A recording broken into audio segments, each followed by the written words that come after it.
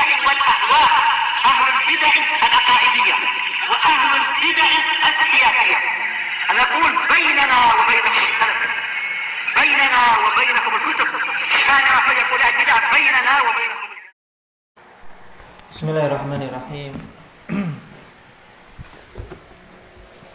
Alhamdulillah hamdan katsiran thayyiban mubarakan fihi kama yuhibbu rabbuna wa yarda. Asyhadu an la ilaha illallah wahdahu la syarika lah wa asyhadu anna Muhammadan 'abduhu wa rasuluh sallallahu alaihi wa ala alihi wa ashabihi wa man tabi'ahum bi ihsanin ila yaumiddin. Amma ba'd. Indah ya Mujahid, berapa jumlah malaikat yang memikul arsy Allah Subhanahu wa ta'ala?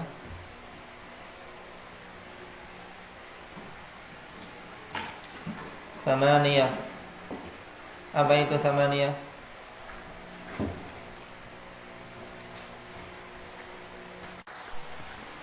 Nah, 8 jumlahnya, sebagaimana dalam surat Al-Haqqah ayat 17. Wa yahmilu arsya rabbika fawqahum yawma idzin thamaniyah. Dan memikul arsy Rabbmu pada hari tersebut 8 malaikat. Sekarang kita masuk pada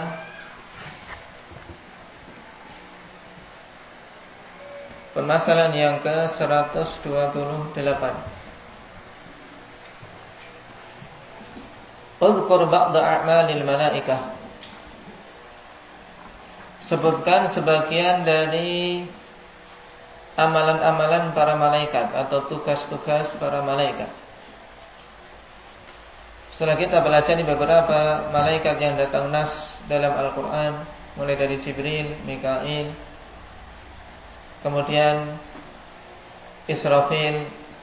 Israfil ada penyebutannya dalam Al-Quran? Tidak. Indah ya Syafiq. Israfil tidak ada penyebutannya dalam Al-Quran. Apa dalil kita menetapkan nama ini? Indah Abu Sa'id. Ijma'. Tayyib. Malik ada tidak penyebutannya dalam Al-Quran? Abu Sa'id. Malik.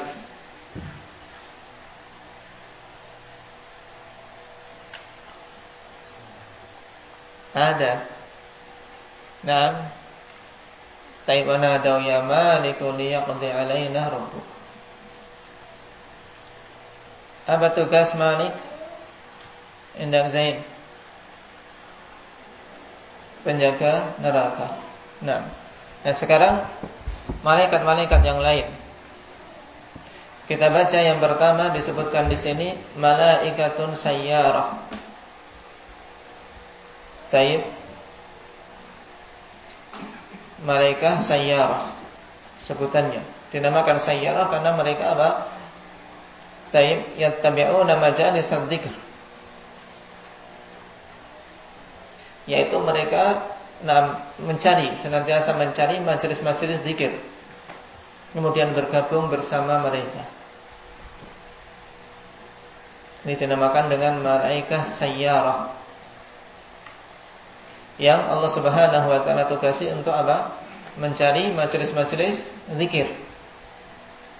Dan majelis zikir ikhwanifillah itu majelis yang diingat Allah Subhanahu wa ta'ala padanya. Dan majelis-majelis yang di situ dipelajari hukum-hukum Allah, baik yang tertuang dalam Al-Quran maupun dalam sunnah-sunnah Nabi SAW, baik itu di masjid maupun di luar masjid. Walaupun tentunya majelis zikir yang paling utama adalah di masjid-masjid Allah Subhanahu wa ta'ala. Dalil untuk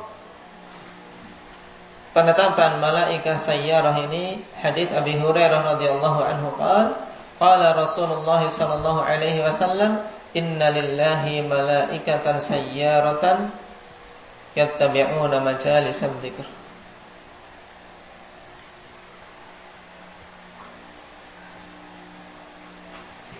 Sungguhnya Allah Subhanahu wa taala itu memiliki malaikat sayyarah yang senantiasa mencari-cari majelis zikir.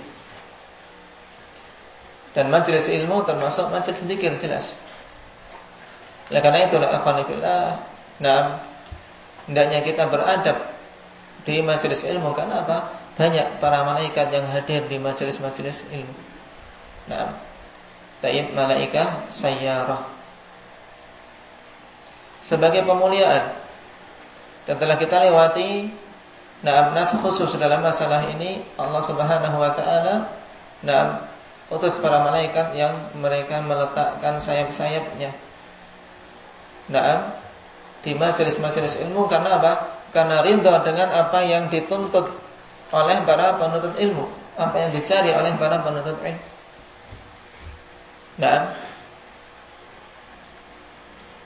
Wa innal malaikah la tadau ajnihataha li talibil ilm ridwan bima yatlub. Sesungguhnya malaikat itu meletakkan sayap-sayap mereka untuk penuntut ilmu dikarenakan ridha dengan apa yang dia cari. Malaikat apa ini namanya? Malaikat sayyarah. Kemudian yang kedua, malaikatu hafadhah lil a'mal. Malaikat yang menjaga amalan-amalan. Di sini hamzahnya salah ketik, ikhwanifillah, harusnya hamzahnya di atas. Malaikatu hafadhatin lil a'mal, yaitu malaikat yang Allah Subhanahu wa taala tugasi untuk menjaga amalan-amalan. Maksudnya menjaga yaitu mereka senantiasa mencatat. Sehingga tidak ada satu amalan pun yang dilakukan oleh manusia yang yang hilang atau ketelingsut, tidak ada. Dan amalan yang kecil maupun yang besar, dalam keadaan sembunyi-sembunyi maupun terang-terangan. Kenapa? Karena Allah Subhanahu wa taala tugasi para malaikat sebagai pencatat amal. Wa dalilu qauluhu ta'ala wa inna 'alaikum lahafizin kiraman katibin. Sungguhnya atas kalian itu ada para malaikat yang menjaga amalan-amalan kalian. Malaikat-malaikat yang mulia yang menulis amalan-amalan tersebut. Maka mari akhwanillah kita penuhi catatan tersebut dengan amalan-amalan kebaikan. Jangan sampai yang tertulis pada catatan para malaikat adalah amalan-amalan yang buruk. Sehingga dari sini kita ketahui betapa pengasihnya Allah Subhanahu wa taala. Allah tugasi para malaikat dan untuk menjaga amalan kita, sehingga tidak ada satu amalan pun yang hilang, yang tercecer, tidak tercatat. Dan perkara yang hendaknya kita ingat, kita saja kalau ngomong, seandainya ngomong semua omongan kita direkam, kira-kira seorang harus hati-hati tidak dalam ngomong? Hati-hati. Harus hati-hati. Kenapa? Agar yang terekam adalah kebaikan, bukan keburukan.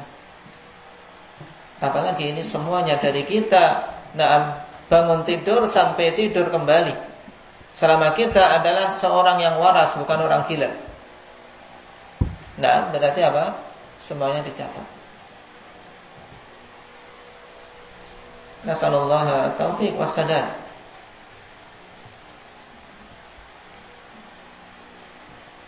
Kemudian yang ketiga, malaikatu hafadhatin lil abdan. Malaikat-malaikat yang ditugaskan untuk menjaga badan-badan kita. Ini juga sebagai bentuk kepemurahan Allah Subhanahu wa taala. Makanya di antara doa kita satu sama lain, akhwani fillah, yaitu doa agar Allah memberikan penjagaan, yaitu Allahu yahfadzukum, semoga Allah menjaga kalian. Demikian pula ketika kita menyebutkan saudara kita yang masih hidup, Nah, fulan hafizahullah. Nah, mendoakan akan mendapatkan penjagaan dari Allah Subhanahu wa taala. Dan di antara bentuk penjagaannya adalah apa? Dikirimnya para malaikat yang menjaga badan-badan mereka. Nah, dan kalau Allah Subhanahu wa taala sudah menjaga seseorang, ikhwanillah, tidak akan ada yang mampu untuk apa? Untuk mencelakainya. Tidak akan ada yang mampu untuk mencelakainya. Sehingga tidak butuh bodyguard. Nah, tidak butuh bodyguard sudah. Karena di sana ada para malaikat yang menjaganya. Tapi kita harus menempuh jalan-jalan untuk bisa mendapatkan penjagaan dari Allah Subhanahu wa taala. Wa dalilu qauluhu ta'ala lahu mu'aqibatun min baini yadayhi wa min khalfihi yahfazunahu min amrillah. Perhatikan. Nah, yahfazunahu min amrillah. Yang menjaga dari sisi depan dan belakangnya. Mereka menjaga sesuai dengan perintah Allah Subhanahu wa taala. Dan di antara sebab untuk mendapatkan penjagaan dari Allah apa? Yang Rasulullah sallallahu alaihi wasallam sebutkan dalam hadis siapa yang masih ingat? Sebab mendapatkan penjagaan dari Allah. Indak ya Arif. Hadis Ibnu Abbas radhiyallahu anhuma. Bunyinya khusus untuk masalah ini saja karena hadisnya panjang.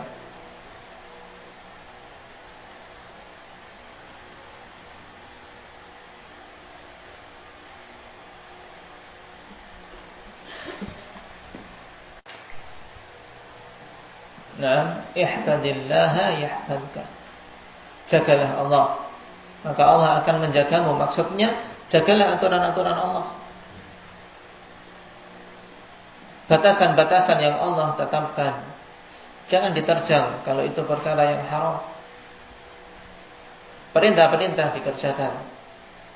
Ini bentuk apa? Menunaikan perintah Nabi, ihfadillah. Jagalah Allah. Maksudnya jagalah syariat Allah. Tunaikanlah aturan-aturan Allah Subhanahu wa taala.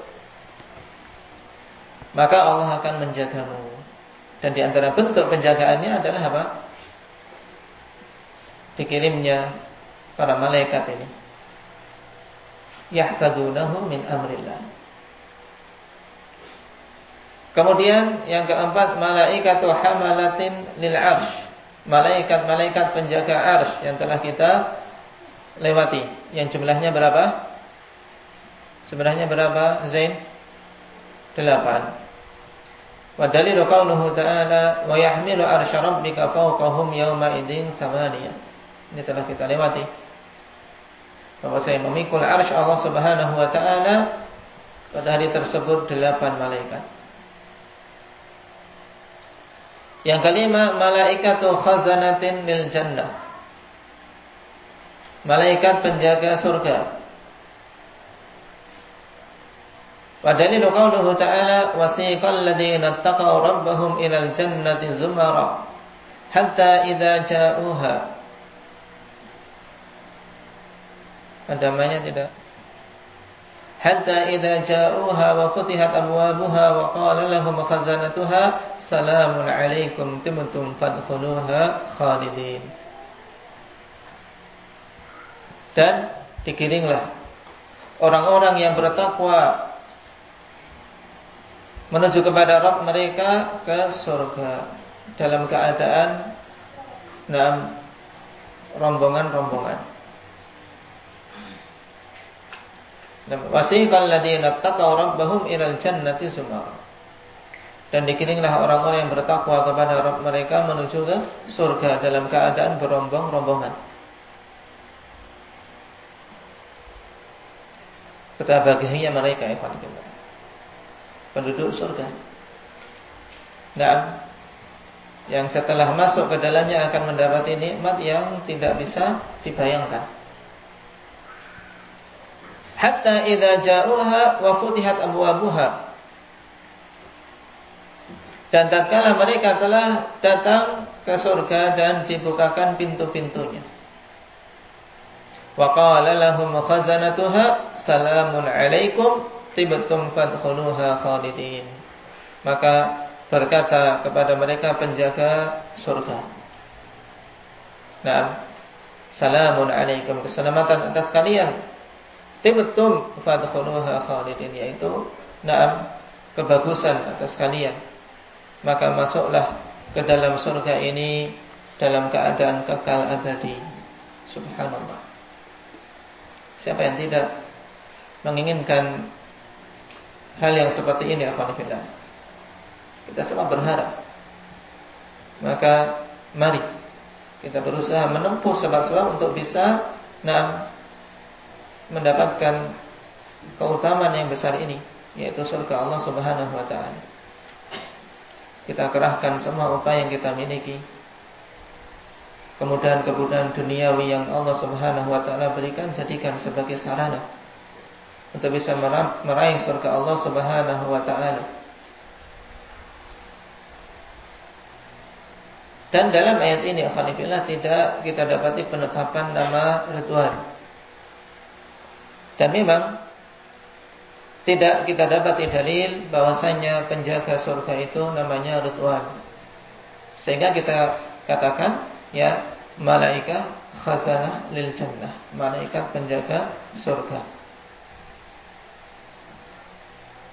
Adapun nama Ridwan ini tidak datang dalil yang sahih menetapkannya. Kemudian yang keenam, malaika khazanatin li jahannam. Malaikatu khazanatin li jahannam. Malaikat penjaga neraka jahannam. Wa dalilu qauluhu ta'ala kullama ulqiya fiha faujun sa'alahum khazanatuha alam ya'tikum nadhir. Maka tatkala telah dilemparkan ke dalam neraka tersebut ya, sekelompok manusia, maka penjaga neraka bertanya kepada mereka, alam ya'tikum nadhir, belumkah datang kepada kalian pemberi peringatan? Kok kalian bisa masuk ke dalam neraka ini? Alam ya'tikum nadhir, belumkah datang kepada kalian pemberi peringatan? Tentunya apa? Sudah.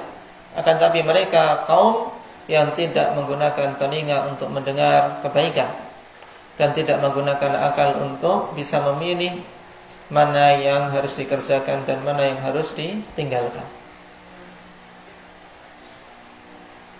Qalu bala qad ja'ana nadhirun, kata mereka. Bahkan telah datang kepada kami pemberi peringatan.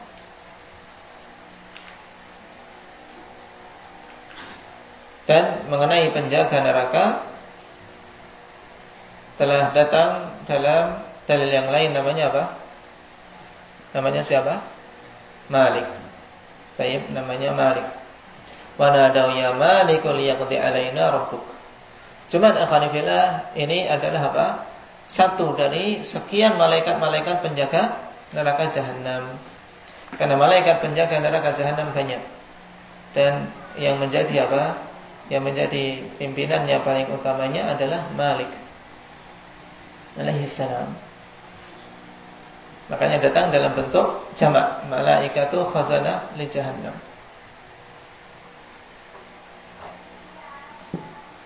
Kemudian malaikatun li su'alil qabr, malaikat-malaikat yang bertugas untuk memberikan pertanyaan di kubur.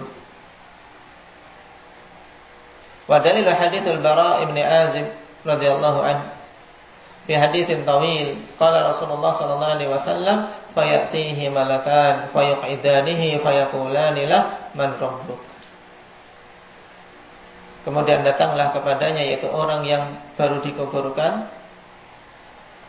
Nah, ketika orang-orang yang mengiringinya sudah pergi, maka datang dua malaikat mendudukkannya. Dan kita beriman, walaupun sudah dikubur di kegelapan lubang yang sempit itu, dan dia didudukkan. Dan ini perkara yang gaib, yang kita tidak boleh mengingkarinya karena datang nas. Datang dua malaikat mendudukkannya fayaqulanilah, dan keduanya bertanya kepadanya, man rabbuk? Siapa Rabbmu? Kemudian bertanya juga tentang wa madinuk, apa agamamu? Nah, dan bertanya tentang apa? Tentang manir rajulil ladzi bu'itsa fikum. Siapa laki-laki yang diutus kepada kalian? Yaitu ringkasnya bertanya tentang siapa nabimu. Yang dua malaikat ini, nah, dalam hadits Abi Hurairah radhiyallahu anhu yang telah kita lewati, namanya siapa? Al-Munkar wa Nakir. Nah, ini sederetan para malaikat yang lain al-Qanifillah yang disebutkan dalam Al-Quran maupun dalam As-Sunnah, yang kita berkewajiban untuk beriman bahwa itu adalah hamba-hamba Allah yang mulia, yang memiliki tugas-tugas yang mulia. Nah, makanya kita wajib mencintai para malaikat.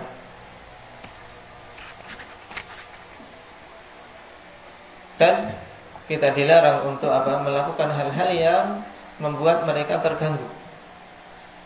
Nah, di antaranya kita dilarang untuk datang ke masjid dalam keadaan apa? Baru saja makan bawang putih atau bawang merah. Kenapa? Karena bau mulut kita akan mengganggu para malaikat. Sebagaimana kata Rasul sallallahu alaihi wasallam, fa innal malaikah tata'adza mimma tata'adza minhu banu Adam. Mimma yata'adza minhu banu Adam. Sesungguhnya para malaikat itu terganggu dengan perkara-perkara yang Banu Adam juga terganggu dengannya.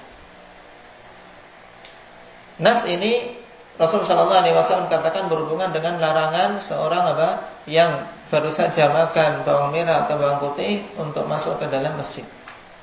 Kemudian beliau katakan dengan apa? Dengan lafaz yang umum. Jadi hal-hal yang mengganggu manusia, mengganggu saudara kita juga menjadi gangguan bagi para malaikat. Maka jangan menjadi seorang muslim yang memberikan gangguan kepada saudaranya. Memberikan gangguan kepada saudaranya. Al-muslimu man salimal muslimuna min lisanihi wa yadihi. Muslim yang hakiki adalah seorang yang kaum muslimin yang lain selamat dari apa? Lisan dan apa? Lisan dan tangannya. Dan juga apa? Yang paling penting adalah jangan sampai kita memberikan gangguan dalam ibadah. Dalam ibadah saudara kita. Ini penting. Nah, jangan sampai mengganggu ibadah saudara kita yang sedang berdoa, yang sedang berzikir atau sholat. Maka ini harus diperhatikan. Nah, dimanapun berada, masuk masjid, nah masjid tempat ibadah, lihat ada orang sholat, nah, ya perhatikan jangan sampai suara kita, bahkan qiraatul Quran, jangan sampai mengganggunya. Nah, barakallahu fikum, nas'alullaha taufiq wassalam.